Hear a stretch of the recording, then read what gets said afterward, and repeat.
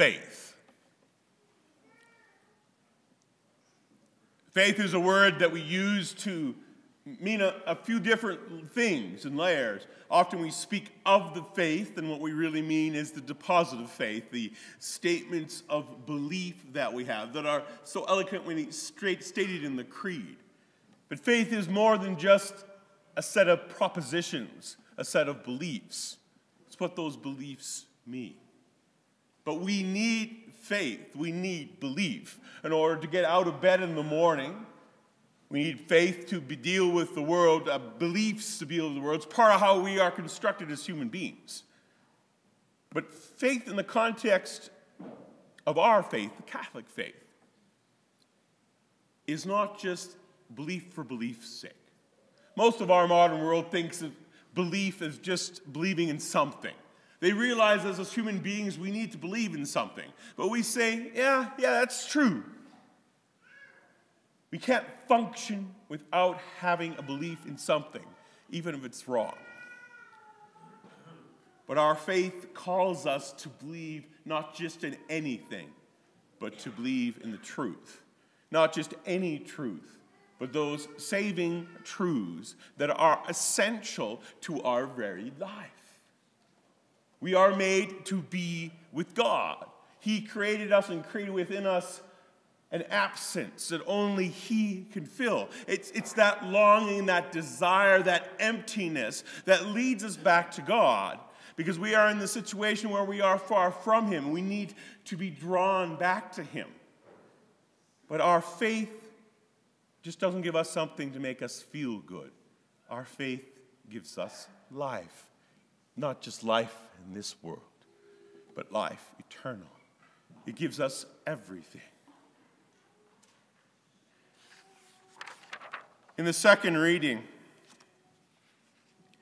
says something very, very profound. Everyone who believes that Jesus is the Christ has been born of God.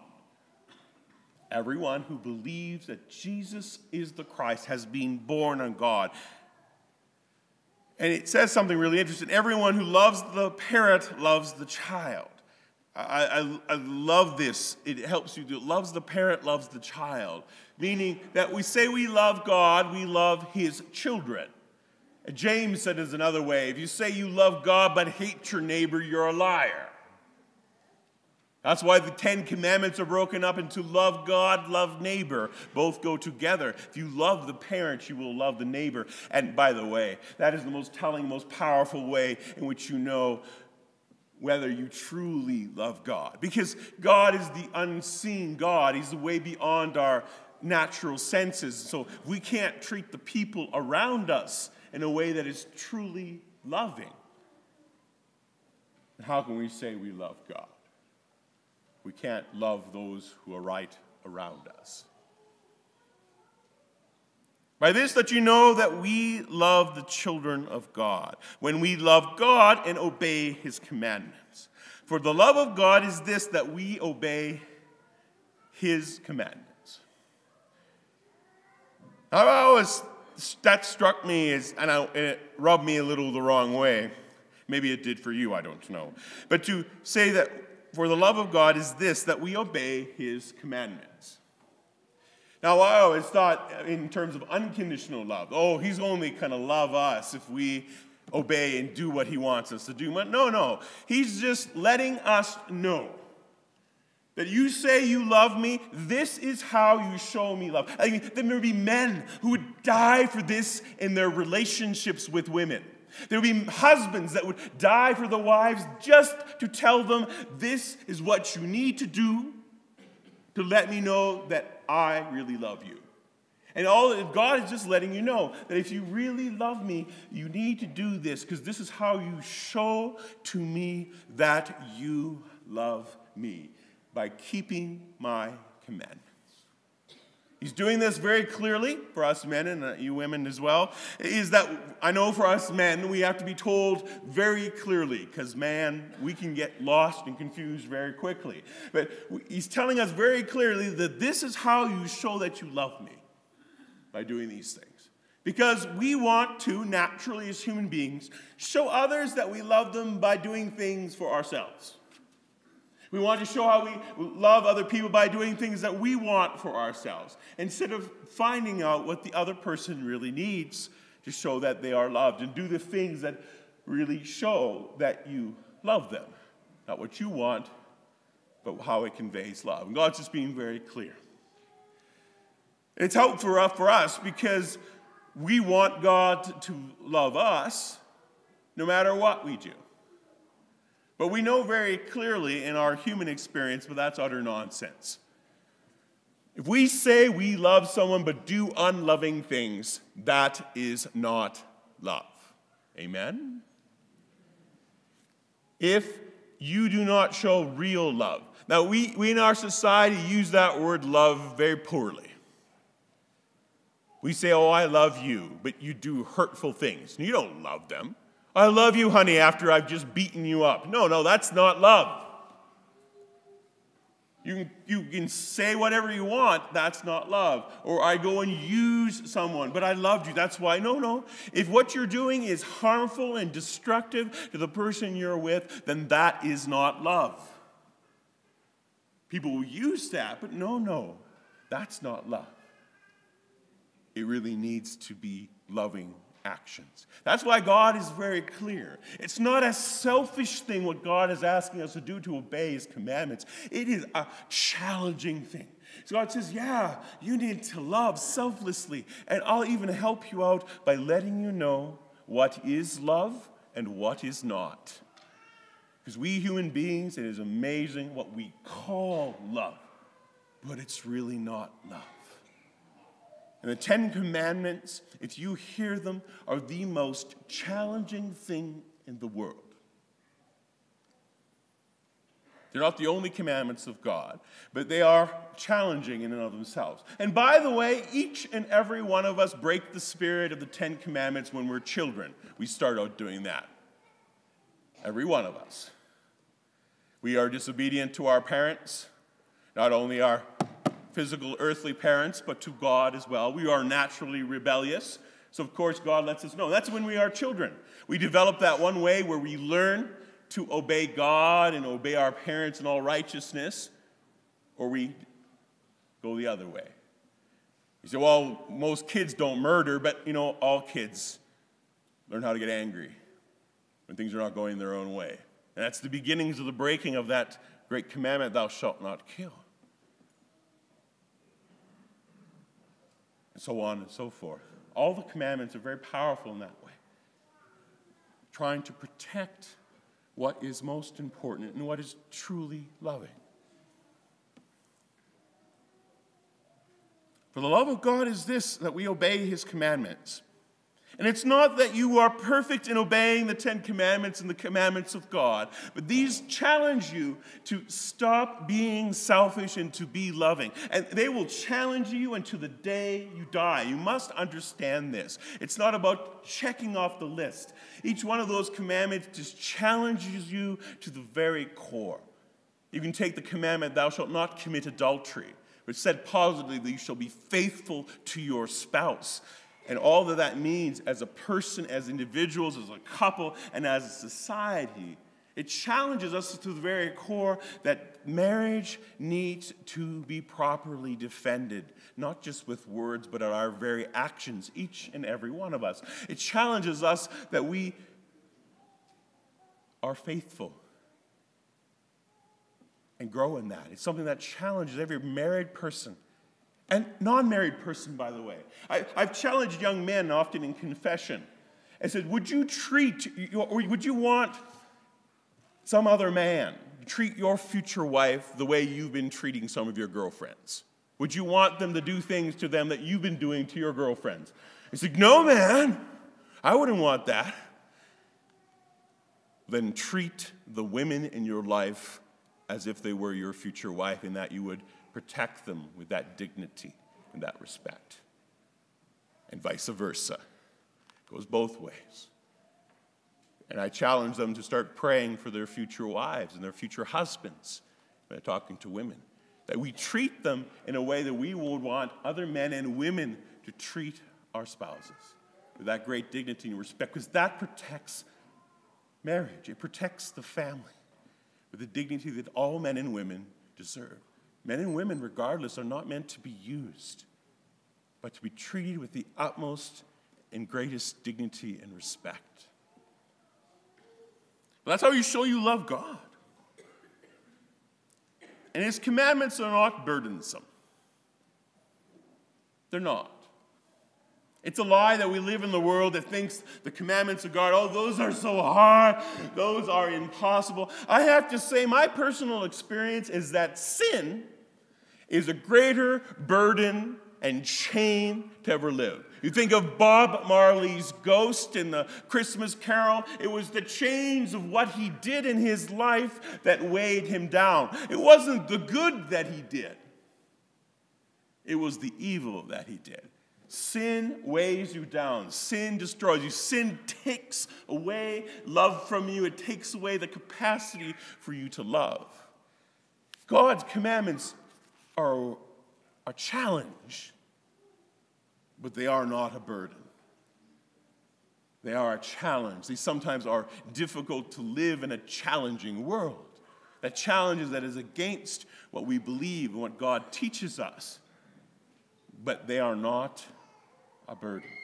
They, in fact, free us. They are work, but they free us to be fully who we are meant to be. I have never found obedience to the commandments of God, whichever one it is burdensome.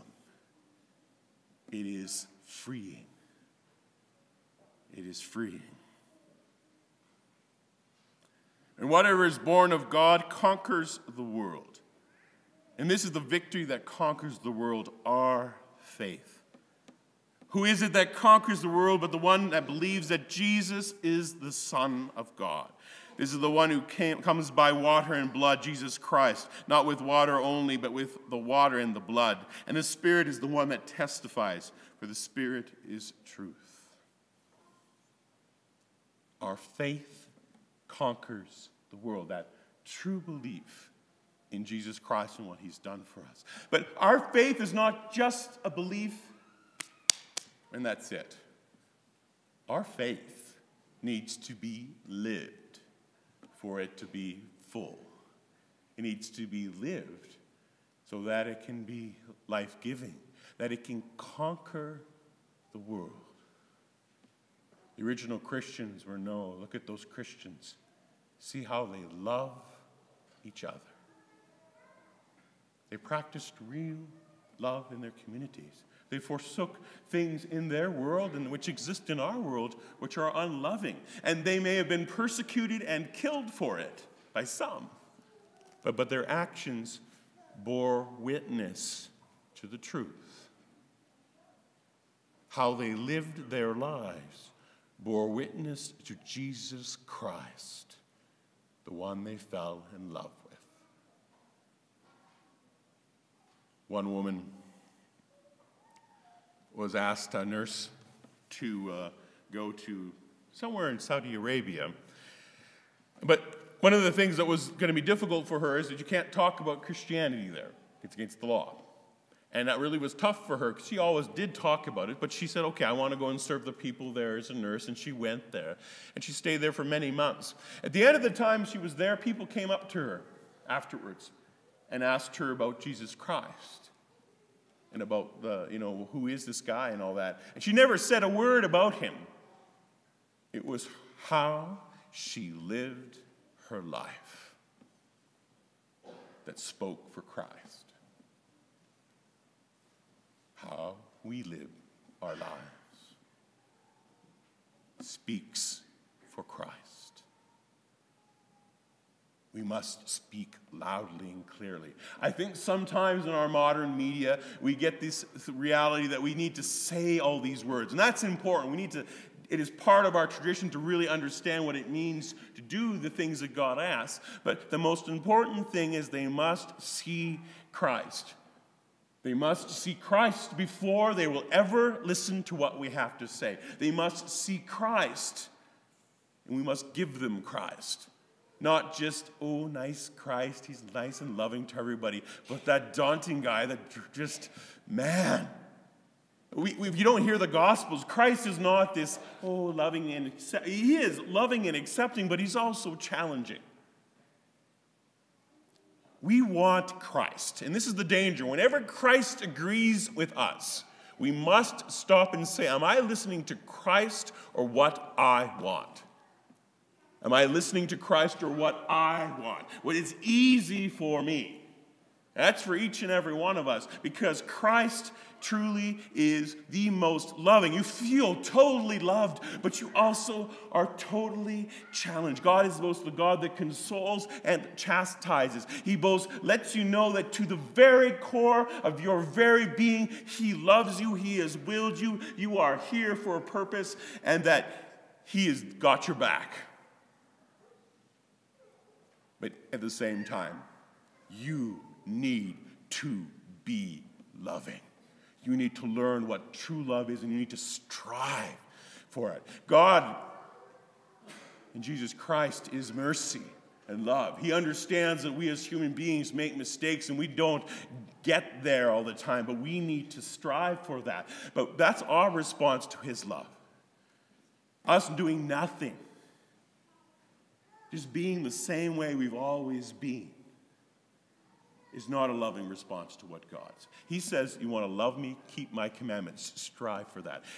And he knows for us, we can never in this life perfectly live the commandments. But when we strive to do that, we truly discover what it means to be human. Truly. What Christ showed to us in his humanity. We can strive for that his mother showed us perfectly, and grace-filled humanity. That we allow God's grace to fill us, that we can truly be loving human beings, imperfect yet, striving for that perfection that God has, but yet striving for that. Choosing to love is a choice between evil and good. Doing God's commandments on one hand, or not. One simple illustration that's forever stuck with me. If you ever get a chance to go to a Native funeral, do it. It's an experience. They are a culture that challenges us in many ways, and in many ways, as much as sometimes we can be very critical from the outside, their culture understands some things so much better than we do. But they can be very frank. Someone asked me, hearing confessions within the Native community is very refreshing because they are honest. They don't hide their brokenness. They don't hide the things they struggle with. And I found that incredibly refreshing and challenging. Because us outside, we love to hide everything behind beautiful veneer. We look all good, but we're broken. That's why we fight against, sometimes when we react against the Native people and other people, when we see sometimes the things that challenge us, always be aware of those things that they challenge you and they make you upset. Why? Why? But one time at a funeral, their eulogy before the funeral began, one of the sons actually got up and he was talking when he was a young man, before he could remember, but he remembers a story from his parents. His dad had problems with drinking. His mother had problems with drinking. The mom had kind of dealt with it and had really gotten sober, and the dad had not. And his wife came up to him one day with him when he was a little baby and put the baby on the table and put a bottle of some sort of alcohol on the table. And she said, "Choose." If you've never worked with Native people, you don't understand the brutal honesty some of the women within their community can have. Choose your baby or this alcohol. And the young man was there crying because his dad chose him.